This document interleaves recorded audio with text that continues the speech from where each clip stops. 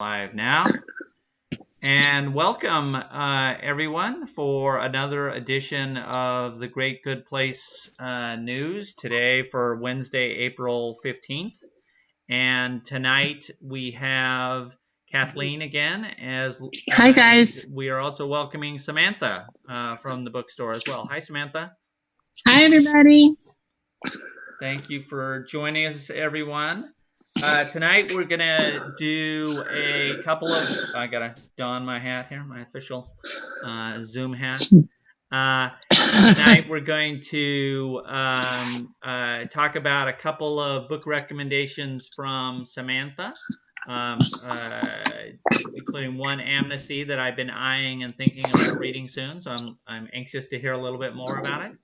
And then at the end of the show, we are also going to recommend, and it's in the details on this post, tomorrow at 7:30, another great Montclair business, Daughter Thai, is featured on the KQED show, Check Please. And they are having a watch party on Zoom, so you can order a takeout dinner from the restaurant and watch with the chef, and he'll give you behind the scenes view, Chef Kasem. So we've got the details on that in there. And Stephanie says, "Yeah, Samantha," in the quotes here. All right. So without further ado, let's switch to talking about some books here. And I'm going to switch us over to the other view so we can look at. Oh, there we go. And so let's talk first about Amnesty. We've got that up on the screen. Sam, can you tell us a little bit about Amnesty? Yes, Amnesty is by Aravind Adiga. It's I don't know if it's his second book, but he also won the Booker Prize for The White Tiger, which I haven't read yet. But having read Amnesty, it's on my to-be-read shelf for sure. Amnesty is the story of a young man from Sri Lanka who immigrates to Sydney, Australia on a student visa, but he starts to feel like it's a bit of a scam and that he'd be better off kind of trying to make it on his own, and he hopes to get amnesty. And I don't want to tell too much of the story, but you end up following this young man over the course of, I think it's really only about a day, while he agonizes over this impossible decision, because what you learn is that he has information that relates to a murder.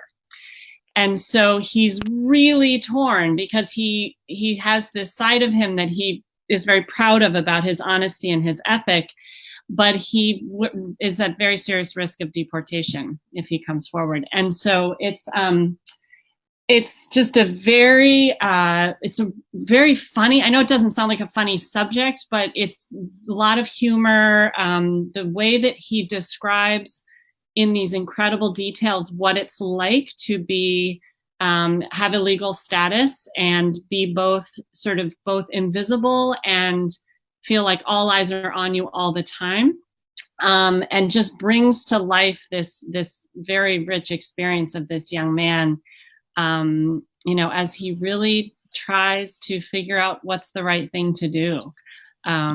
So I thoroughly enjoyed it. I would recommend it very, very highly. And I'm trying to think if there's anything else about it that I wanted to highlight.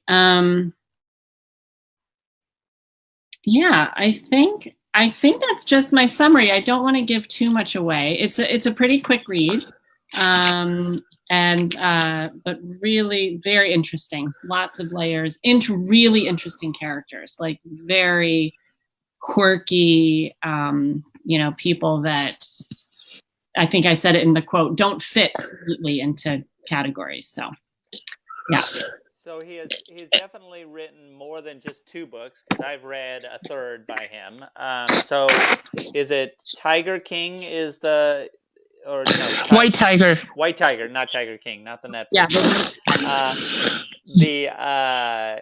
He also wrote Selection Day, which came out a couple of years ago. which I enjoyed quite a bit.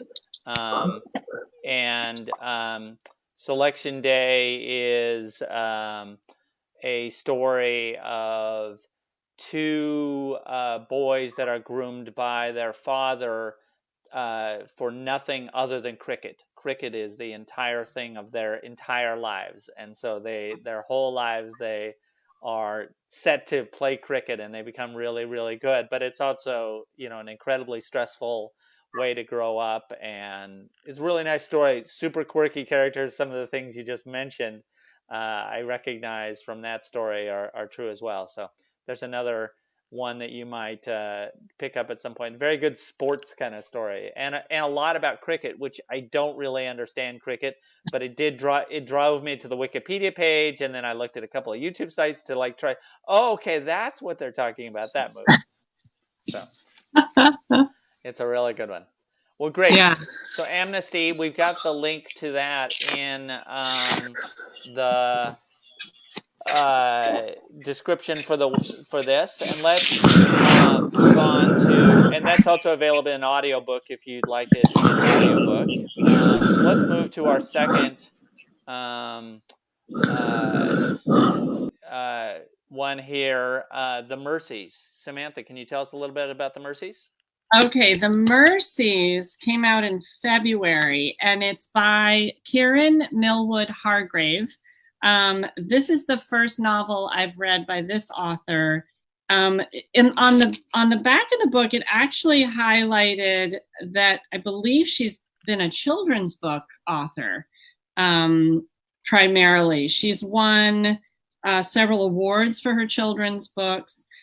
This story is really, really interesting. So it takes place in Norway in 1617. So quite a long time ago. And there is this village of fishermen, and one day a freak storm. So all the men have gone out in the boats, and the women are all in the village, doing their work for the day. And this crazy storm sweeps in, and before their eyes, like out on the bay looking on the ocean, it just takes all the ships and everybody's gone. And so it's this devastating loss for this community. And it was based on an actual storm, evidently. So this was a real event that happened.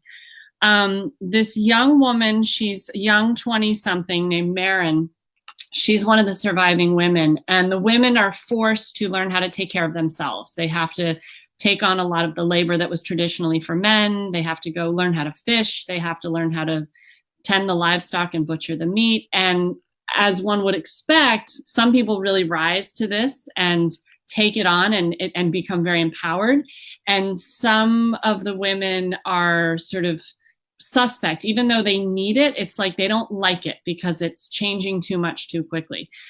And then the other element of the story is you sort of fast forward about 3 years, and the powers that be in the government, the king, has become very concerned about folk religions and folk traditions of they were called Laplanders, but I believe they're called the Sami, S-A-M-I.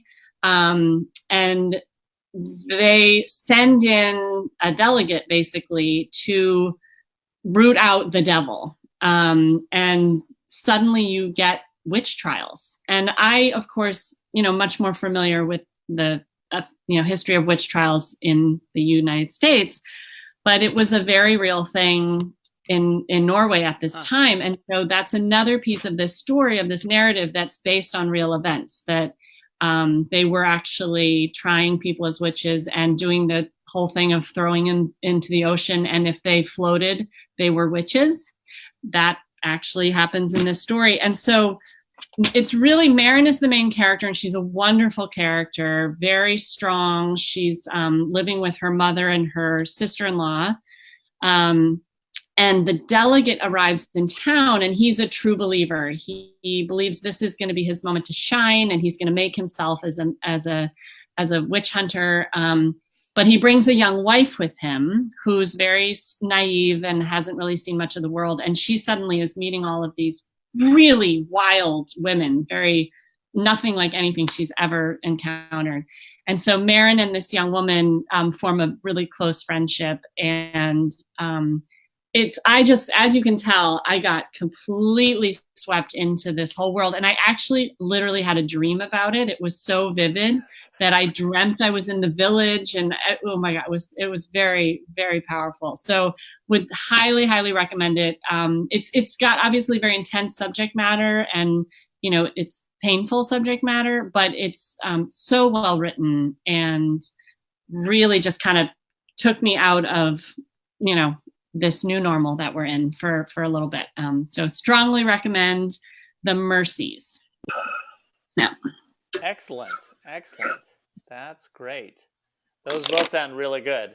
I don't know which one I think I've got the Amnesty downloaded to listen to, and I've been kind of deciding, is that going to be the next one up, or instead I'm doing Girl, Woman, Other, which is our next book club event next Wednesday, a week from today. So you're reading Girl, Woman, Other as well, aren't you, Sam? I'm reading that as well. Yeah, that's been one I just started. It's always hard to choose. There are so many good books right now that it's very, very hard to choose. Well, if people out there in virtual land, if you want to join us for Girl, Woman, Other next week, what we've been doing in those events is playing a little sample of the audiobook, so you can hear a little bit of the book. We've last couple times we've been able to find a video interview on YouTube or something with the author, so we have a little virtual appearance by the author, and it's been nice. A couple of weeks ago we were up to like 20 or so people participating, so it goes a little bit in waves too, because it's a lot. We've been doing one a week, but it's kind of, even if you haven't read the book, highly recommend joining us and listening to it, because you get an idea of the book and decide whether you want it. And it's really nice. And we're very good about good chat. We're very good about not giving spoilers. We try to avoid spoilers, or at least warn. We'll tell people if we're gonna do spoilers, that'll be the last half of the call. So we definitely try to keep the beginning of it on an introductory level. So thank you so much, Sam, for that discussion of the Mercies and Amnesty. And want to remind people as well, again, the Daughter Tie event, another great Montclair business to support, has their watch party tomorrow night at 7:30 for Check Please, the KQED show. And the Zoom details are in the post here on Facebook. So join for that. Okay, I think we are. I do want to say that we are in the very near future. We're going to have Liz Kay, who wrote Monsters, a love story. She's going to be our special guest. So I'm really stoked about that. That's exciting. I know. Isn't that cool? Great. That's really cool. Yeah, I'm actually going to reach out to a couple other authors too. Excellent. That'll be fun to be able to do that. So, all right. I think with that, we're all set. You guys have a good evening and enjoy your reading. Good night, Mike. Good night, Sam. Good night. Good night. Bye. Good night, everybody. Good night, Jim Bob. Miss the great Good Place community. Hope everyone is doing well. Bye. I do too. Bye. Bye.